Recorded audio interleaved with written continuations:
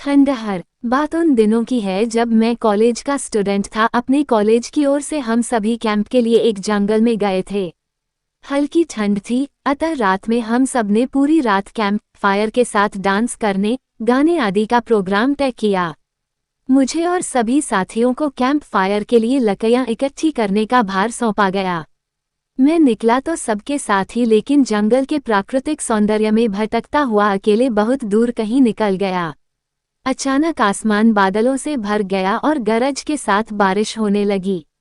बादलों के लगातार गरजने से मैं पेड़ के नीचे खड़ा रहना मुनासिब न समझ आसपास किसी घर की तलाश में एक दिशा में भागने लगा।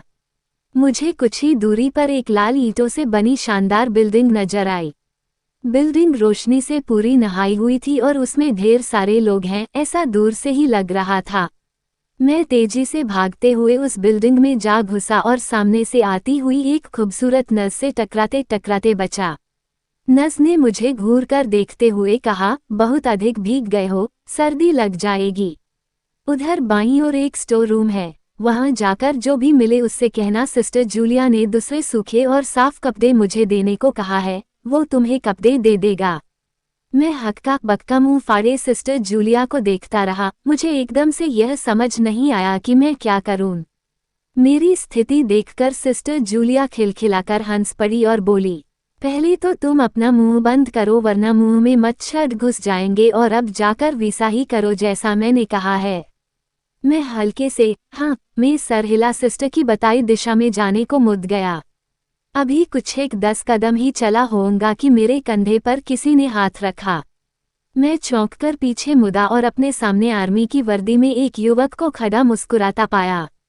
मेरे चेहरे पर आश्चर्य का बादल अपना घर बना चुका था, जिसे देखते ही उस युवक को हंसी आ गई। उसने धीमे किंतु दृढ़ स्वर में कहा, मैं कैप्टन विनोद हूं और यह हमारे देश की आर्मी का हॉस्पिटल है। कैप्टन विनोद की बातों ने मुझे आश्वस्त किया। मैं अब धीरे धीरे सामान्य हो गया और मैंने कैप्टन विनोद को सिस्टर जूलिया की कही बातें बताई। सुनकर कैप्टन विनोद के चेहरे पर रहस्यमयी मुस्कान फैल गई और वे बोले, तो सिस्टर जूलिया से भी मिल चुके? जी, क्या मतलब है आपका? कुछ नहीं, चलो मैं तुम्हें सूखे कपड़े देता हूँ, चेंज कर लो, नहीं तो सच में सर्दी लग जाएगी। और मैं कैप्टन विनोद के पीछे पीछे एक बड़े से कमरे में पहुंच गया। कमरे के चारों ओर हरे रंग के पर्दे लगे हुए थे। एक बड़ा सा बेड पड़ा हुआ था और उसके सामने एक सोफा था। बीच में एक टेबल था जिस पर 2 गिलास, एक बड़ी बोतल ब्रांडी की और 1 या 2 पत्रिकाएं पड़ी हुई थीं।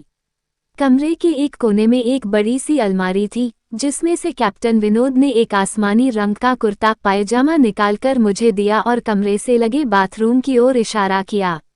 मैं बाथरूम से कपड़े चेंज कर जैसे ही निकलने लगा, मेरी नज़र बाथरूम की एक दीवार पर पड़ी।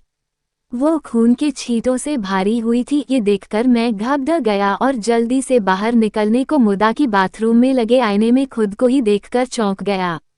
आईने में मेरा पूरा शरीर तो नजर आ रहा था, लेकिन मेरे शरीर पर से मेरा सर गायब था। अब मुझे डर लगने लगा और मैं हड़बड़ाकर बाथरूम से निकल गया। मुझे इस तरह बाहर निकलते देख कैप्टन विनोद ने हंसकर पूछा, क्या हुआ? अरे हाँ, तुमने तो अब तक मुझे अपना नाम ही नहीं बताया। कहाँ जाओगे? बाहर बहुत तेज बारिश हो रही है, लेकिन तुम जाना क्यों चाहने लगे अचानक, यह मैं समझ नहीं पा रहा हूँ। कैप्टन विनोद, आपकी बाथरूम की एक दीवार पूरी खून के छींटों से भरी हुई है और आपके बाथरूम में लगा आईना भी कुछ अजीब सा है। उसमें मुझे मेरा पूरा शरीर तो दिखाई दिया, लेकिन मेरा सर ही गायब था। मैं अब बिल्कुल भी नहीं रुकूंगा यहाँ। बारिश में ही भीगता हुआ अपने कैंप तक जाऊंगा। कहते हुए मैं कमरे से बाहर जाने वाले दरवाजे की ओर बढ़ा। रुको, तभी कैप्टन विनोद की कड़कती आवाज गूंजी, तो तुमने सब कुछ देख ही लिया? जी, क्या मतलब है आपका? मेरी आवाज में डर भर गया था। मतलब चाहे जो हो, तुम तब तक यहाँ से नहीं जा सकते जब तक मैं तुम्हें कुछ बता न दूं। क्या बताना चाहते हैं आप? जो आज तक कोई न जान सका। जो आज तक कोई न जान सका वह मैं जानकर क्या करूँगा? प्लीज अब मुझे जाने दे, मैं डर से रुआंसा हो गया।